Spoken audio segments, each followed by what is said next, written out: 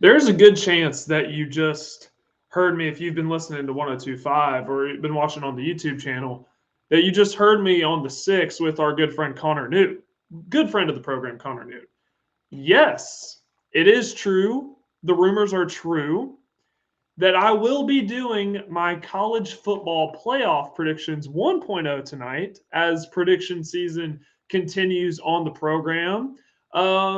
It's going to get controversial. Let's just put it that way. But hey, that's okay because we still have, depending on what you consider to be the start of the regular season, we still have about 3 weeks until games actually start being played in week one, a couple weeks until game zero. But yes, prediction season continues on the air raid, so make sure that you're locked in with us. But first, before we do that, I have something that I want to get off of my chest because college football playoff expansion talks continue. And if you know anything about me, you know that it makes me sick to my stomach. We have some more fall camp intel. That is a new segment that we have introduced in the month of August where we go around the country and we just put our ear to the ground and we listen for fall camp intel throughout the country, various teams. So we have some fall camp intel. I really wanted to get to this article, great article on ESPN by Ryan McGee. He ranked college football's all time supervillains. What a great idea for an article. I loved it. I thought he did a great job. I want to react to that and some news and notes from around the country. That's how we're going to end the show. But man, jam packed show on this Tuesday. What is it, August 11th? Man, we are just chipping away. Football is here. Don't get it twisted because fall camp opened last week. So football is here, but we're getting close. We're getting close to the start of games. I just want to say thank you to everybody that's listened live. Thank you to everybody that's subscribed to the program so far, the Air Ed with Parker Kelley. In our first month of being a show, we've already got 20,000 views, which, to be honest, when I first started the show, one, I didn't know what to expect, but two, I definitely didn't expect that. So thank you to everybody that's listened, and just continue to listen. That's all I ask, and subscribe to the YouTube channel if you haven't already. Air Raid with Parker Kelley, and also subscribe to 1025 The Game. So a couple of different subscriptions for you. But you may notice if you're joining us for the first time, this is this may be a little bit new, but we have a background now. We have a little background. Look at that. So the show is already starting to grow a month in, and we're going to try to continue to make this thing better and better each and every week. So really appreciate everybody that's listening live. We're going to have a lot of fun. We're going to have a lot of fun tonight. I can promise you that. So I hate to start out the show this way. I really, really do. But I just can't help myself because college football playoff expansion talks continue. Yesterday there was a meeting. I believe they some executives in and around college football met virtually yesterday to further explore the idea of expanding the college football playoff.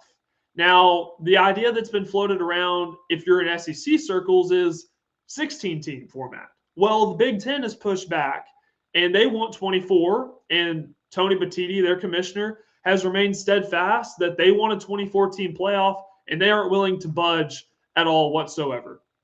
So, no decision was there was no decision that came out of yesterday. And that's not breaking news because you know that they've been having these meetings for it seems like the last 17 years and nothing has really come out of it other than rumors and speculation and all that sort of thing. Here's the truth of all of this. The SEC and the Big Ten determine the format, the future format of the college football playoff. That is a fact. All the other conferences signed off on that. So the ACC has backed a 2014 playoff. The Big 12 has backed a 2014 playoff. I'm sure the Group of Six conferences also support a 2014 playoff. But it really doesn't matter because if the SEC is not on board and the Big Ten and they're not aligned, then it just sounds like it's going to stay at 12 as of right now. The Big Ten, Tony Batiti has been very staunch on this idea of a 2014 playoff and has not been willing to budge. The SEC, the partnership that they have with ESPN, that, by the way, the Big Ten doesn't have. a TV rights deal with ESPN. Think about who airs the college football playoff. ESPN. Technically, they own the rights up to, I think it's 14 teams. So if there was a 16 team format, ESPN would have to purchase those extra games, which I'm sure they would just do. But that's why they're not willing to go to 24 teams.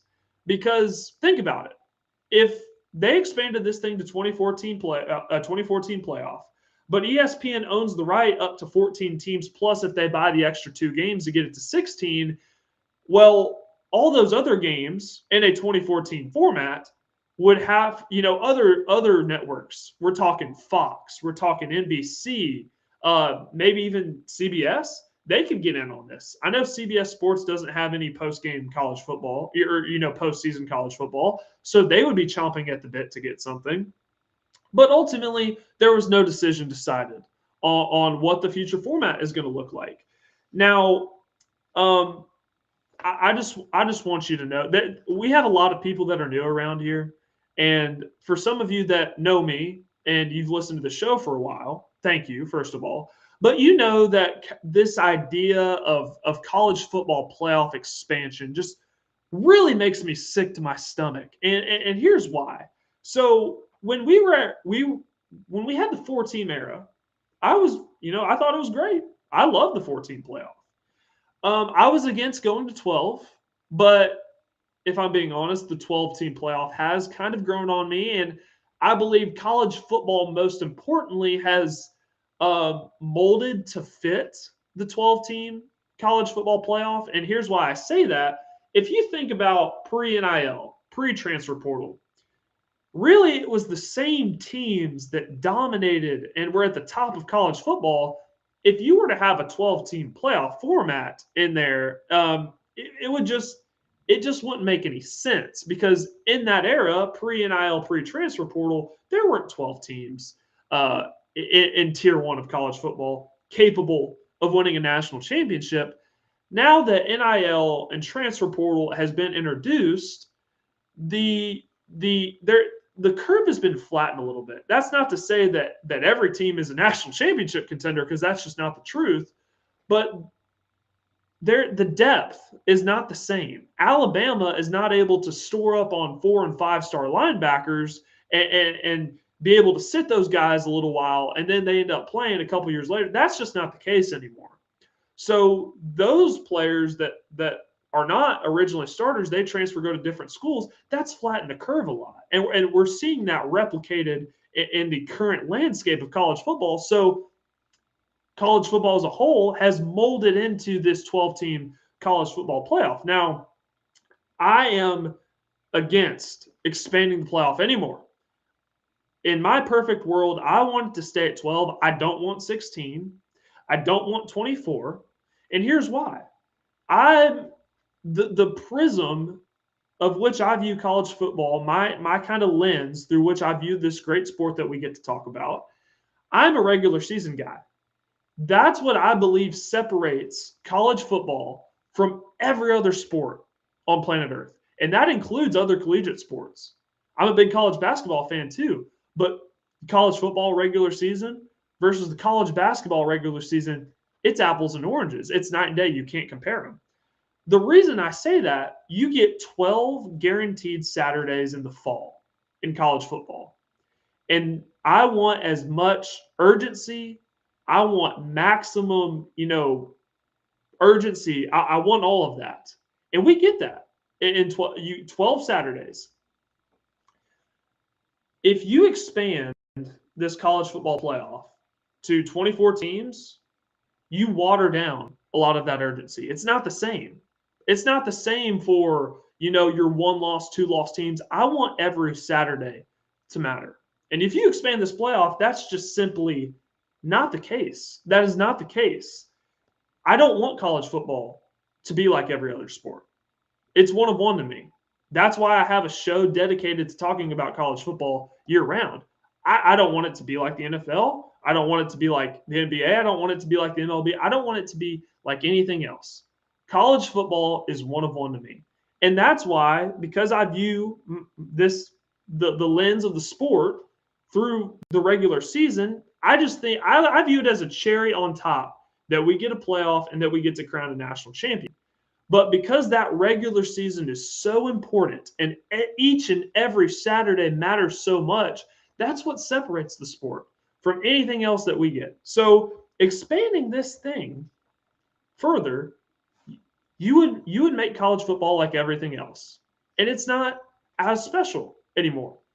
So Tony Petitti, the commissioner of the Big Ten, again, I don't know Tony personally. He may be a great person for all I know. But the things that he's saying in regarding to expanding the college football playoff, I just simply can't get behind. Big Ten Media Days were a couple weeks ago in Chicago. He was asked about expanding the playoff. He was asked about the idea of the 2014. The truth of the matter is, people that are listening to this show right now, you're like me. I'm a fan of college football. I want the best of college football. And the truth of the matter is, college football as a whole may not be its healthiest if you're maximizing every lane of revenue that you possibly can. The people that are in charge of making decisions in college football right now, a lot of them don't have your and I's best interest at heart. Their interest comes in the form of generating revenue and lining their pockets, making their pockets a little bit deeper. And that may come at the expense of the regular season. So Tony Petitti is talking about this idea of the 2014 playoff at Media Days in Chicago. And he mentions the coaches being in favor of the 2014 playoff. He mentions the athletic directors being in favor of the 2014 playoff, which of course they would. Because there's this illusion that if you are able to make the 2014 playoff, you're in that top 24, you made the playoff, so your job should be secure, right? I think that is an illusion. I think that's a lie. But it looks good on a resume, making the college football playoff, sure. No wonder that coaches want it. How many coaches do we see get fired last year for not meeting expectations? Of course they're going to be in favor of it. More spots guarantees more access, guarantees job security, or at least so they think. But notice how Tony Petitti didn't mention the fans. Well, what do the fans want? What does the general public want? The people that are watching the games on Saturdays, responsible for the high TV ratings, which in part turns to revenue for the sport. No mention of the fans, and you're not going to hear fans mentioned because it appears, and this is what I believe, that they don't really care what we want regarding the playoff, or at least Tony Petitti doesn't. At least some of these guys, the college football playoff, whoever's in charge of expanding this thing, they don't care about us. They don't have our best interests, the fans' best interests in mind. That's just not a thing. So, oh my gosh, I actually laughed when I heard this because I listened to what Tony Petitti had to say. Tony Petitti has an MLB background. And I kid you not, he compared college football to the MLB. MLB's great, but guess what? The MLB is a sport built around the postseason because they play 162 games in the regular season. So all the emphasis on the MLB is placed on the postseason. That's not the same with college football. I just laid out to you the regular season, the urgency, 12 guaranteed Saturdays. There are only 12 guaranteed Saturdays in the fall. There aren't 162 games, nor do I want 162 games. I kid you not, Tony Petitti compared the MLB to college football. That just shows me how out of touch that he is when it comes to this discussion. Truly, you shouldn't be comparing college football to the MLB. They're not the same, man. The regular seasons couldn't be more on the opposite end of the spectrum. So don't be throwing around your MLB background when it comes to making college football decisions. There are some people, truthfully, who have their hands on the wheel that just shouldn't. And I think a lot of you are starting to see that. So that's how I started the show, because I just couldn't help myself. I saw these headlines yesterday, and I couldn't believe it. I couldn't believe it. that we are still talking about expanding the college football playoff. And I guarantee I could run a poll right now. I could put one out on my Twitter. I could put one out on my YouTube channel and ask, do you prefer a 24-team college football playoff? Yes or no? Yes or no? Simple yes or no. Most of you would say no. But that, unfortunately, is not taken into consideration when it comes to these decisions that are being made. It sucks. It really does. And I'm sorry. I know that was a very dark way to start the show. But I'm going to lighten up the mood a little bit because I have, as on this piece of paper, my college football playoff predictions 1.0. Now, you may be asking yourselves, 1.0? Is there a 2.0 coming? Yes, there is. There is a 2.0 coming within the next couple of weeks. I guarantee it'll be before week 0 gets here. So I wanted to put out almost like a rough draft with these college football playoff predictions. And then I reserve the right to be wrong. It is still early August, last time I checked. I will put out 2.0 at some point. But as of right now, we have big matters to get to, and that is college football playoff predictions 1.0.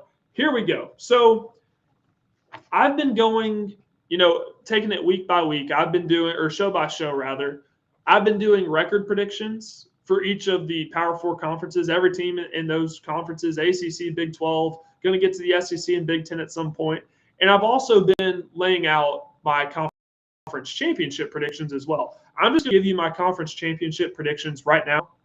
Let's start with the Big 10. I have Ohio State beating Indiana, rematch of last year. Ohio State avenges themselves. They win the Big 10.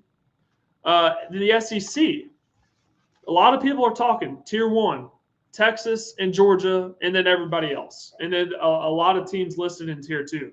I flirted with the idea. I really did. I flirted with the idea of putting Ole Miss in the SEC championship game. But the more I just go over it in my mind, I'm going to stick with my gut because Georgia has owned the SEC. That's been no secret. Under Kirby Smart, Georgia has owned the SEC. But Texas has one of the most appealing rosters this year. One of the top transfer portal class. Obviously, Texas is going to recruit at a very high level. Arch Manning coming back for another year. I'm sure a lot of you saw the video of Cam Coleman, the alien that Texas has at wide receiver with the one-handed catch that he made over the weekend in practice. They have one of the most intriguing rosters in all of college football. So I have Texas playing Georgia in the SEC championship. Now, I fought against my better judgment. Georgia has Texas's number. So it would just be easy to assume that Georgia is going to beat Texas in the SEC championship. Again, like I said, I went against my better judgment. I have Texas beating Georgia in the SEC championship. Moving to the ACC, it's Miami and everybody else. I have Miami playing SMU and Miami winning the ACC for the first time ever. They've never won the ACC before. That all changes this year. In the Big 12, a rematch of last year and actually the same outcome. I have Texas Tech beating BYU. Now, BYU, it would not shock me in the slightest if they were to win the Big 12. But I just believe Texas Tech, outside of quarterback, improved the roster overall. Quarterback production may be about the same as it was last year, so that may not mean that they get far in the playoff. But I have them winning the Big 12. So with how the college football playoff format is this year, it's a little bit different. So your Power 4 conference champs are all in automatically, but your highest ranked 4 teams are going to get the bye. So it's not going to be like it was 2 years ago where your Big 12 champ gets a bye. Now that could happen, but if let's say Texas Tech does win and they're ranked 7th, they're not getting a first round bye.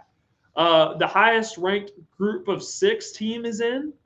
So you don't necessarily have to be your conference champ in the group of 6, but it's just your highest ranked group of 6 team will get in. So that's different than it was last year. Also, Notre Dame, if they are within the top 12, they are guaranteed a playoff spot. So those are a couple of new format differences compared to the last few years. Let's go ahead and just get to the top 12. So my top 12, as I see it, I have Notre Dame at 1, Ohio State at 2, Miami at 3, and Texas at 4. So Notre Dame is my number 1 seed. Ohio State, your Big Ten champ, gets a bye. Miami, your ACC champ, gets a bye. Texas, your SEC champ, also gets a bye. Let's go 5 through 12. At 5, I have Big Ten runner-up Indiana. At 6, I have Georgia, who is your SEC runner-up. At 7, that is your Big 12 champ, Texas Tech. Oregon is at 8. They get an at-large. LSU at 9, they get an at-large. 10, Ole Miss also get an at-large. And here's where it really gets interesting, because I just listed 4 teams from the SEC, but also there is a 4th team from the Big Ten that I have getting in, and that is the USC Trojans. It's playoff or bust for Lincoln Riley. You're not going to find many people nationally that are higher on USC than I am. So I have USC getting that final at-large spot. They get that 11 seed. And then my group of 6 representative will be Boise State. So that's the top 12. Now, I don't have a graphic or anything to show you. I'll put it out on my socials after the fact. So if you're listening on podcasts, this is probably really helpful. So your byes: Notre Dame, Ohio State, Miami, Texas. Here are your first round games. And remember, these are played on home campuses. Number 12, Boise State will travel to Bloomington, Indiana to take on the 5th seeded Indiana Hoosiers. That is your first match. USC, the 11th seed, will travel to Athens, Georgia to take on SEC runner-up in the Bulldogs. Think about how great of an atmosphere that'll be. Lincoln Riley going between the hedges to take on Georgia. The next game, Ole Miss, the 10th seed, will travel to Lubbock, Texas to take on Texas Tech. And this game I'm really excited for. I have number 9 seed LSU traveling out west to Eugene to take on the Oregon Ducks. So those are your first round games. I have Indiana beating Boise State in Bloomington to advance to the quarterfinals. I have Georgia taking on beating USC, and it's playoff or bust for Lincoln Riley, like you've talked about. If they make the playoffs in this scenario, I think Lincoln Riley is safe and he will not be fired. I have Ole Miss taking down Texas Tech in Lubbock to advance to the quarterfinals for a second straight year. And then I have the Oregon Ducks beating Lane Kiffin and LSU that to conclude your first round games. So how that'll look in the quarterfinals, you'll have Indiana going to Austin to take on Texas. Wait, no, that's not right. Because unfortunately, the way the college football playoff is yet to figure this out. The fans are clamoring for another round of home games in the quarterfinal round, but yet the college football playoff they're so slow to recognizing what the fans want. So no, Indiana will not be traveling to Texas, unfortunately. It's a shame. That's something that needs to change. If I were college football commissioner, if I were in charge and I had things my way, we would have second round home games in the quarterfinal round of the college football playoff. So Indiana would take on Texas in the quarterfinals. That would be your 5 versus your 4.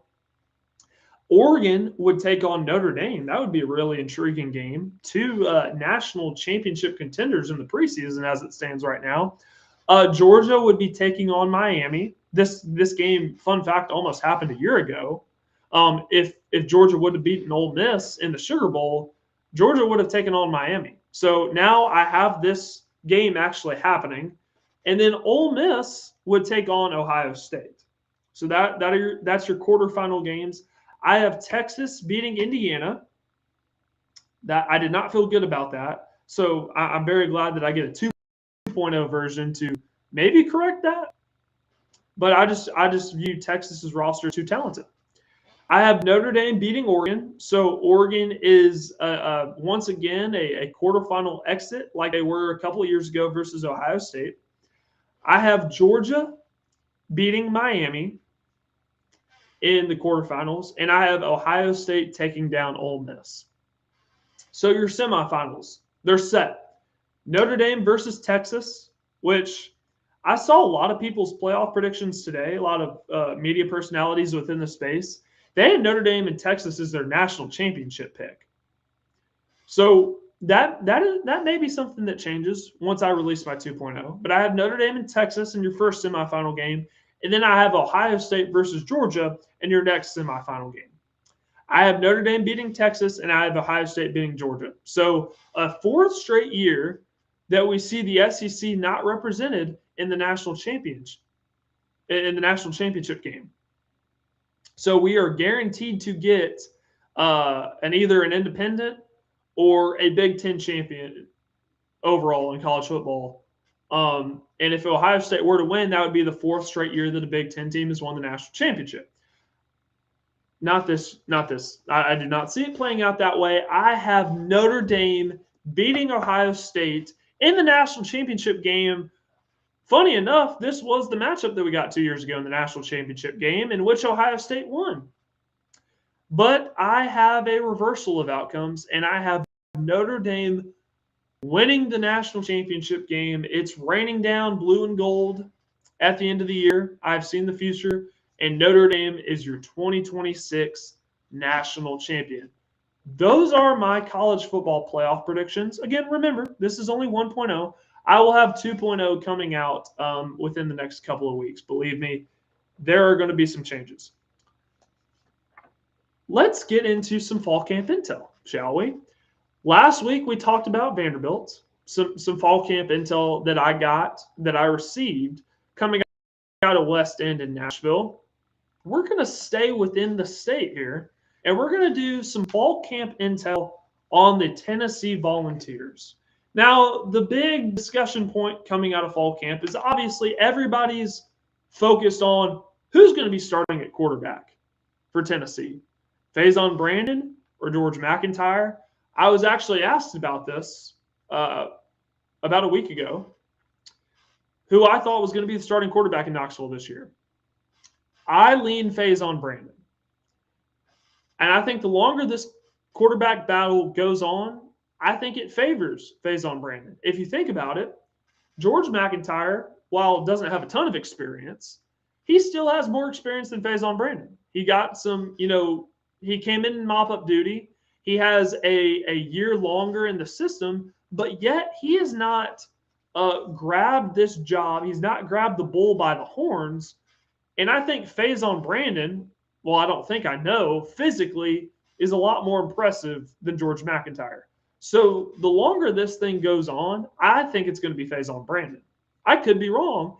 And to be honest, Tennessee may not have to have it figured out by the time week one rolls around because it's Furman.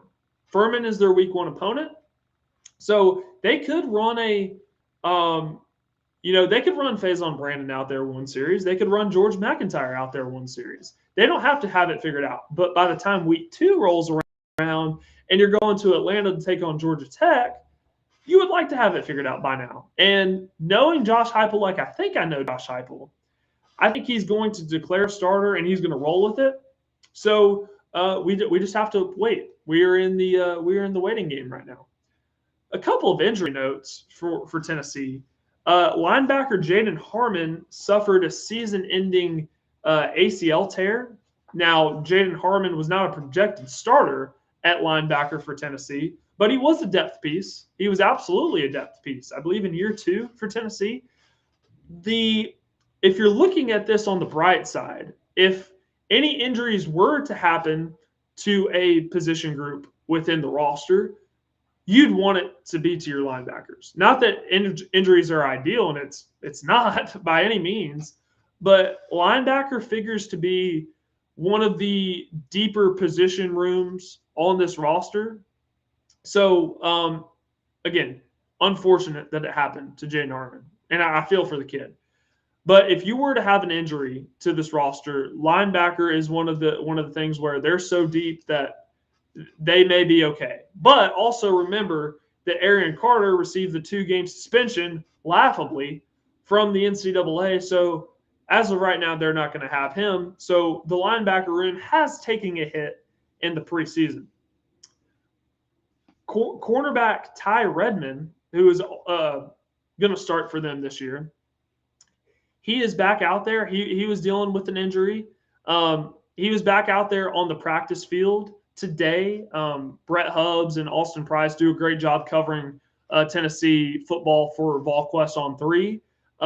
Their reports were that he was back out there on the practice field. Not going to be in full pads right away. There is going to be a buildup. There's going to be an acclimation period for him. Again, he's going to start if he's healthy for Tennessee. He was a freshman All-American last season, so it's good that he's back out there. So obviously the injury news to Jaden Harmon, not ideal, but a good thing that you're getting Ty Redmond back. The secondary also should be pretty strong for Tennessee this year. They do have a scrimmage on Saturday. I don't think Ty Redmond will be a full participant in that. He may not participate at all. But, again, he's in the acclimation period. So maybe expect him to be full go this time next week. The offensive line was a focus today. How do I expect the offensive line to look at left tackle? Going to be David Sanders, 5-star freshman last year, was playing at right tackle. He is now flipped over to left tackle, given that Tennessee's left tackle last year, Lance Hurd, transferred to Kentucky. So you need one of your better offensive linemen to protect the blind side of the quarterback. David Sanders, again, has that 5-star status. He will be playing left tackle this year. Wendell Moy, transfer from Arizona prior to last season. He's back. He's going to start at left guard. And Sam Pendleton, who was a transfer from Notre Dame 2 years ago, is back at center. So that left side of your offensive line is pretty set. Now, there is discussion about the right guard. I think it's going to be Jesse Perry, but there is conversation about maybe having Jesse Perry, who was your right guard last year, bumping out to play right tackle. And if that happens, they're still trying to figure out who would be in that right guard spot. It's down to a couple guys. I think Jesse Perry is going to start at right guard. And then if Jesse Perry is at right guard, then your right tackle will be Ori Williams, a transfer from LSU. So from left to right, that's how I think this offensive line is going to look for Tennessee. And again, I expect offensive line to be a strength of this team this year. I thought something that was really refreshing, Glenn Ellerby, who's the offensive line coach in Knoxville, was very honest about the offensive line, how they kind of ran out of steam in the back half of the regular season last year. That changes because one of the best hires that was made in college football this offseason was Tennessee bringing over strength coach Derek Owings, who was at Indiana last year, the winners of the national championship. And I kid you not, the night that Indiana won the national championship, Derek Owings brought a couple members of his staff, and they had a midnight flight to Knoxville. And again, he immediately got to work, meeting with players, installing his nutrition plans and that sort of thing. That was one of the best hires that was made this offseason nationally in college football. Derek Owings is regarded as one of the best strength coaches, if not the best, in the country. The way that things ended for Tennessee last year, getting ran out of your own building by Vanderbilt at the end of the year, an in-state rival, Josh Heupel, I applaud him because he realized that cannot happen again and changes needed to be made. So he brought in defensive coordinator Jim Knowles to replace Tim Banks, brought in a new strength staff, the highest paid strength coach in the country. I believe the number's at $1.2 million. Derek Owings, the reports have been fantastic. Guys are adding lean muscle. They look a lot better. Conditioning is been a main point of emphasis so that offensive line does not run out of steam, again, like they saw last year. But it was refreshing to hear the offensive line coach be honest, because we don't hear a lot of honesty. We hear a lot of coach speak when it comes to media availability. But I thought Tennessee crushed it with hiring Derek Owings this offseason. And I think we're going to see those results play dividends on the field come the fall. So fall camp intel for the Tennessee Volunteers. Moving on, we're brisk pace on the show tonight. We're doing good. We have a couple of more things to get to. I saw this article a few days ago by Ryan McGee, who does a great job working for ESPN, Marty McGee on SEC Network. He wrote an article ranking college football's all-time biggest supervillains. I'm just going to go through the list of guys that he has. So Um, I'll read the list 10-1, and then I'll give you my thoughts. At 10, he has Caleb Williams. Um, Number 9, he has Deion Sanders, both as a player and as a coach. At number 8, Tim Tebow. Number 7 is just ESPN as a company. Number 6, Notre Dame. Number 5, the 1990 Miami Hurricanes team. Number 4, Brian Bosworth, a.k.a. the Boz, former linebacker at Oklahoma. Number 3, Johnny Football, Johnny Manziel. Number 2, Lane Kiffin. And number 1, Steve Spurrier. My thoughts. I thought, again, Ryan McGee's great. I thought this was a pretty good list by him. I was surprised that Caleb Williams was at number 10. I know that, he was either you loved him or you hated him while he was a member of USC's football team. But I was just kind of surprised. I didn't think he was that hated to be included in the top 10 supervillains in college football all time. Deion Sanders at number 9. Deion had to be in there because Deion Sanders is a very polarizing figure in college football. As a player at Florida State, talked a lot of trash. So, yeah, he was going to be in there. And then as a coach at Colorado, just the way that he arrived in Boulder rubbed a lot of people the wrong way. I think having a figure like that is great for the sport because it has people talking about Colorado. It has people talking about college football, regardless of how you feel about Deion Sanders. Definitely needed to be included in this list. Tim Tebow at 8, I was really taken aback by because to me, I've heard Tim Tebow speak in person several times. Big fan of Tim Tebow. He's too much of a good guy. I view him as one of the all-time good guys in college football versus one of the all-time supervillains in college football. Now, I understand that he was very dominant during his time as the starting quarterback of the Florida Gators. Honestly, probably could have won the Heisman Trophy twice, but I think some of the voters just got a little Tebow fatigue, hence why he didn't win the Heisman Trophy twice. When you have a player that was as dominant as Tim Tebow was, yeah, there's a lot of fatigue, but at the same time, just knowing Tim Tebow and who he is as a person, I'm not sure I understand him being on this list. I would not have included him on the list. At number 7, ESPN as a whole, I think is just hilarious. Ryan McGee outlined some stories because, he goes to a bunch of campuses week in and week out for college football, covering college football. And the perception with ESPN is they either love or hate your team, and most of the time you view them as they hate your team.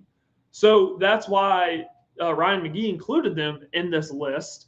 And he shares stories about how he went to Knoxville and, people saw that he had an ESPN polo on and they were booing him.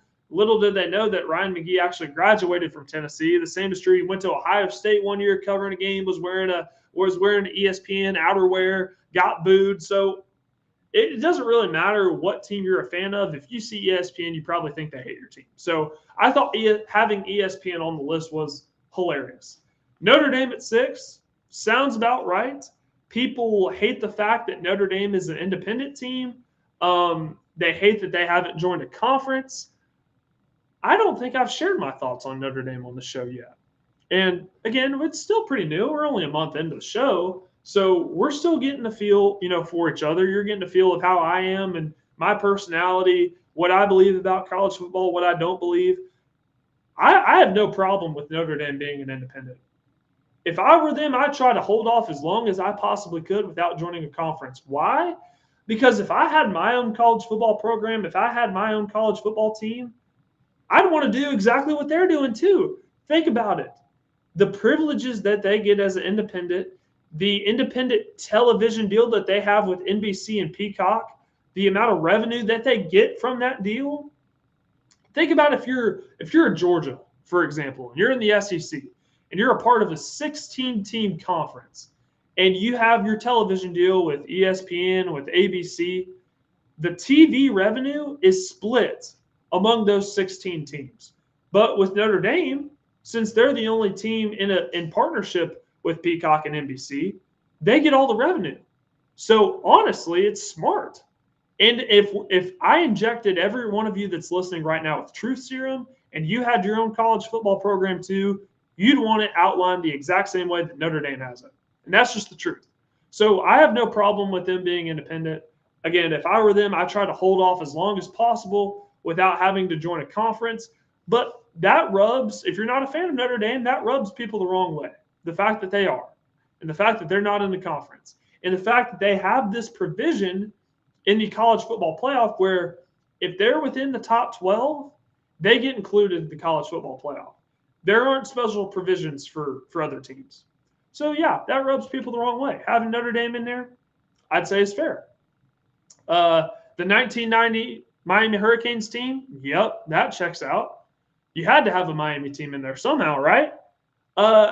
Basically, this 1990 Miami Hurricanes team thought that they had a right to play for the national championship game that year.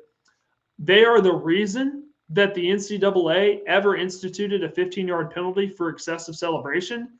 I believe that in 1990, Miami played Texas, and they set a record in that bowl game for they played Texas in the Cotton Bowl. They set a record 15 penalties for 202 yards, the most flags for unsportsmanlike conduct. Basically, why today we see 15-yard penalties for excessive celebration because of that Miami team. So, yeah, having them in there makes sense. Brian Bosworth, linebacker at Oklahoma. Most people my age know Brian Bosworth as the sheriff of Fansville, but little do people know, at least people my age, that he was just a dominant linebacker back in the day for Oklahoma. Had the mohawk, right? Wore a do-rag, wore shirts with lettering on it. He was an outlaw back in the day. So having Brian Bosworth, yeah, that checks out. I have no problem with that. Johnny Manziel, I don't really have to say anymore, right? Johnny Manziel, Lane Kiffin at number 2, really bad at breakups. The way it went down at Tennessee, the way it went down at USC, just this past offseason, the way it went down with Ole Miss, leaving the team before their playoff run. I honestly thought Lane Kiffin would have been 1. But at number 1 is Steve Spurrier, coach of the Florida Gators, coached the South Carolina Gamecocks, played college football at Florida. I actually don't hate it that Steve Spurrier is at 1 because I remember the amount of trash that he talked, specifically when he was the head coach of South Carolina, the amount of trash that he talked. Tennessee fans will remember this. When Florida was playing Tennessee, you can't spell citrus without UT. That rubbed a lot of Tennessee fans the wrong way because the Citrus Bowl was basically known as the third place game. Tennessee fans hate Steve Spurrier, by the way. So, yeah, that checks out too. But if I were to have done this list, how is the NCAA not included in there? The NCAA was actually on the way Ryan McGee put it, the dishonorable mention list. I would have the NCAA probably in the top 5. This is the example that I always like to give. One of my favorite movies of all time is The Blind Side. Do you remember when Michael Oher in that movie was getting interrogated by the NCAA and just you as a viewer on pins and needles? I know I was just on the edge of my seat wondering how this is going to go down. Used to be back in the day, if the NCAA came knocking on your door, that was the equivalent of the feds knocking on your door. And now you look at what the NCAA does. They're begging Congress to come in and pass some legislation that guarantees the right that the NCAA can enforce their own rules again. They can't enforce their own rules. And when they do enforce rules, it's things like the most recent example, the Arian Carter situation, where honestly, it seems like the entire country is a united front on this issue, that Arian Carter shouldn't be suspended for his $427 flight. So when the college football public is united against the NCAA or against a ruling, that's how you know it's bad. That's how you know it's really bad. I would definitely have the NCAA on this list. The demise of the organization is historic. So, yeah, I think the NCAA should be included in there. I would have had Baker Mayfield in place of Caleb Williams. When I think of Baker Mayfield, one of the first memories of watching him play that comes to mind is when he was playing Kansas in Lawrence, and they the captains went out to midfield, do the coin toss pregame, and Kansas didn't shake their hand, and the gestures that Baker Mayfield was doing on the sideline, you know what I'm talking about. You know what I'm talking about. That's one of the ingrained images in my mind of Baker Mayfield. I would have had him in place of Caleb Williams on this list. I felt like Caleb Williams was more hated by, if you weren't a fan of Oklahoma, than Caleb Williams was hated. Connor Stallions, that whole Michigan sign stealing saga. I don't know if I were to make this list, if I would have put Connor Stallions in there, but I definitely would have had to think long and hard about it. I saw that the other day that Connor Stallions was on Twitter going after Ryan Day for a speeding ticket that he got a while back. And I saw Michigan man Taylor Lewan had to come in and stop it and say, hey, I don't know if this is a road I want to go down if I were you, because given, how the last few years have been for Connor Stallions, I don't know if that's a road I'd go down either. Diego Pavia at Vanderbilt, finishing as the runner-up for the Heisman Trophy last year. The aftermath of not winning the Heisman Trophy for him, posting on his Instagram story, F the voters, how he handled that situation. Diego Pavia could have been included in this list as well. There's definitely a case for him. So that's kind of my reaction to the list. Overall, I thought it was a good list. I thought Ryan McGee got a majority of these guys right. But I would have definitely had the NCAA in there. I would have replaced Caleb Williams with Baker Mayfield, Connor Stallions, and Diego Pavia. There's a case to be made. Not sure if they would have cracked the top 10, but there's a case to be made. Final segment on the show. Let's get into some other news and notes from around the country. Northwestern. How about the Northwestern football program? They received a $35 million donation today to be spread out over the next three years for their football program. Now, I'm not going to read the names of the people that made the donation. The only reason being I can't pronounce their last name, and I don't want to butcher it. So I want to respect them as much as I can. But how about Northwestern getting a $35 million donation over the next 3 years? We know in this landscape, every dollar matters. And Northwestern, a team that, I've shared on this show. When I was a sophomore in college, I had an internship at Northwestern. I think their facilities are certainly they're matching a lot of other programs around the country. But from a football program perspective, they're really behind. So getting a donation, really big deal for them. And also, too, they're getting a new Ryan Field. An $850 million renovation to Ryan Field that is set to debut actually on October 2nd versus Penn State. Pretty cool. But I catch myself having a similar conversation with Northwestern football that I have about Vanderbilt. For years, I wondered why Vanderbilt football could not be more competitive, given that they are an SEC institution in one of the fastest growing cities in America, in Nashville. And it never really clicked in my mind why a team like that couldn't be more competitive. And now we're starting to see the investment made to the football program really made into the athletic department as a whole. A school that really values education is also starting to really value athletics as well. So I catch myself having a similar conversation with Northwestern. They're a football team in one of the premier conferences in college football in the Big Ten. They're in one of the largest cities, or just outside of one of the largest cities in America, in the city of Chicago. Why can't Northwestern football be more competitive with some of the other teams? There's really, as Indiana showed us last year, Indiana was the second losingest all-time program in the country, historically, and they won a national championship. So if people can do it, if Curt Cignetti can do it in Indiana, the thinking is that you should be able to do it at other places as well.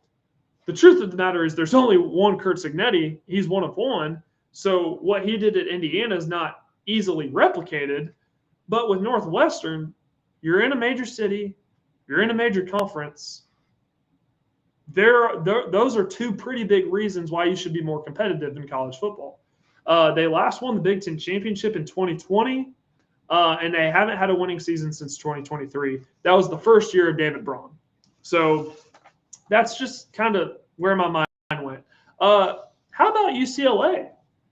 They hired former NFL quarterback Derek Carr to be a special advisor. He will assist in game planning strategy, and he will also work with UCLA's quarterback in a volunteer role. First of all, really good sign. This is a really big deal for Nico Iamaleava, who struggled last year.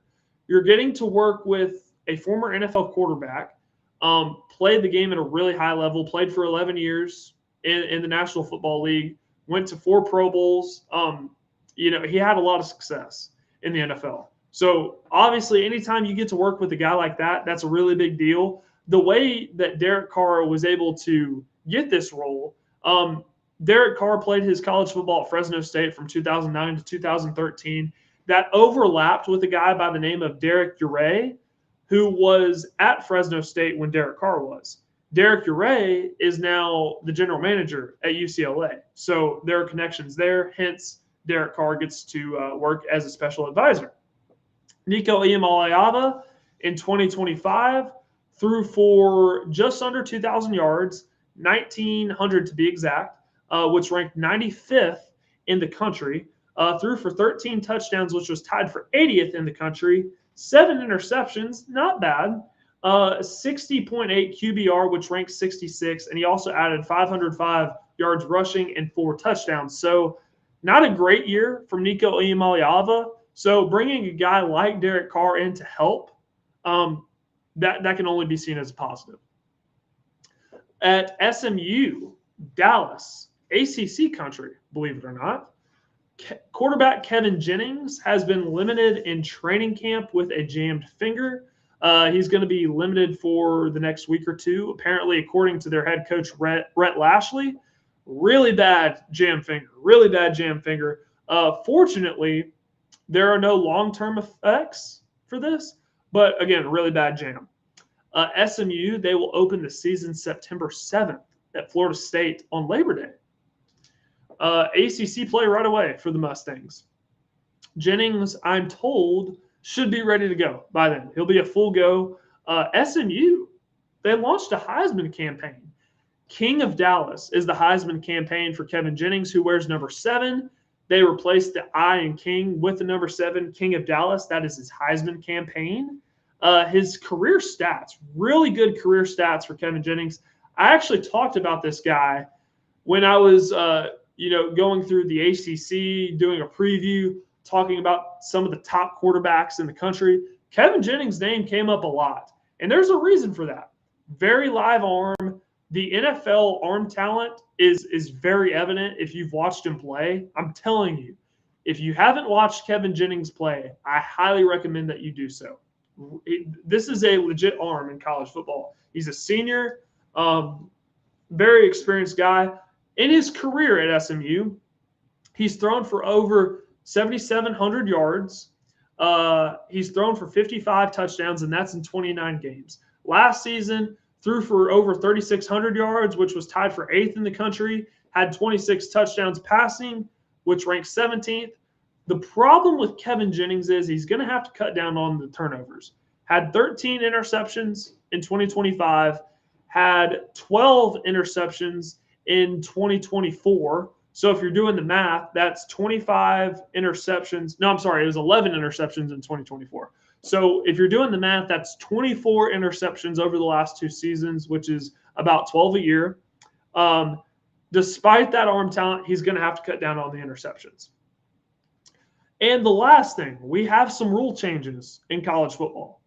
A couple of new implementations regarding the targeting penalty, which you and I both know that targeting needed to be addressed in college football because the way they handled it last year was just utterly absurd.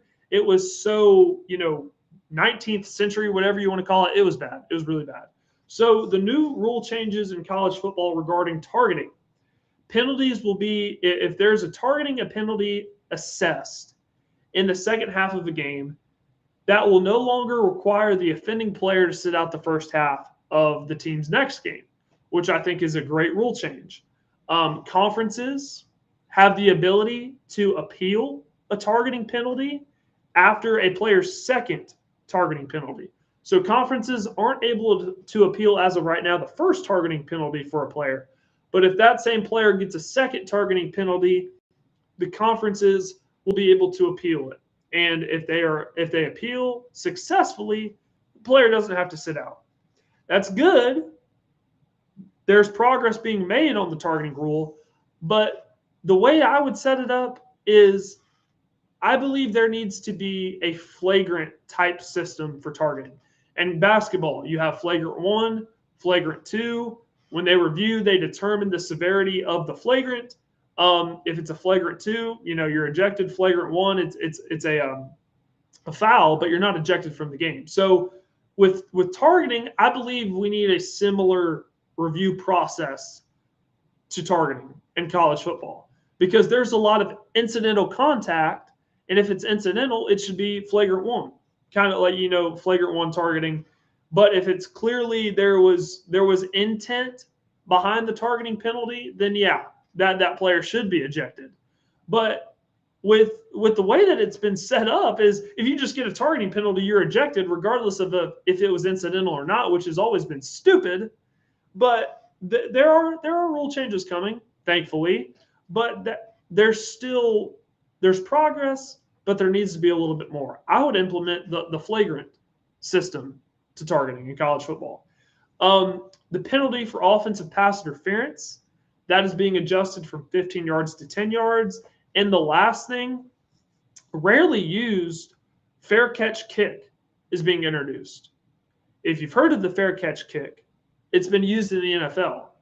It's now being brought to college football as well. Basically, how it works is a team that punts, if the returning team, the punt returner, fair catches the ball, the team that punted the ball away can elect to kick a field goal from the spot of the fair catch. And if they make the field goal, it's 3 points, just like a normal field goal. But a lot of people don't know about that rule in the NFL. It's a thing. The last time we saw it was, I believe it was 2024 with the Chargers when they were playing the Denver Broncos. There was a 57-yard field goal from Cameron Dicker. That's when this rule came into effect. Now that's going to be in college football as well. So you shouldn't be surprised if you see that happen in a game. Now, it's very rare that happens, so it may not occur this season, but it has now been introduced into college football. Really good show tonight. Really good show tonight. College football playoff predictions 1.0. Had a lot to get off my chest tonight. Fall camp intel. Fall camp is in full swing across the country, which means only one thing. Football season is right around the corner. We want this show to be your home of college football coverage throughout the fall. Starting in a couple weeks, we're going to start doing 3 shows a week. Monday, Tuesday, Thursday, same time, 7 p.m. Central, 8 p.m. Eastern time. Cannot wait to ramp this thing up. August is going to be full of predictions. We're doing predictions all month long, leading into the season. So excited. One final reminder to subscribe to the YouTube channel if you have not already. Subscribe to my YouTube channel, The Air Raid with Parker Kelley, and subscribe to the 102.5 The Game YouTube channel as well. Again, I want to thank everybody that's watched. 20,000 views in 1 month of being a show, and that is not possible without you. So thank you. Thank you for subscribing. Tell 5 of your friends, 5 of your closest family members as well. Get them to subscribe. If you can't get them to subscribe, take their phone and subscribe for them. Really helps out the show. We will be back on Thursday. Loaded show on Thursday. More predictions coming your way. SEC record predictions. It's going to be a spicy show. So make sure that you're rocking and rolling with us. In the meantime, take care. God bless. We'll talk again on Thursday.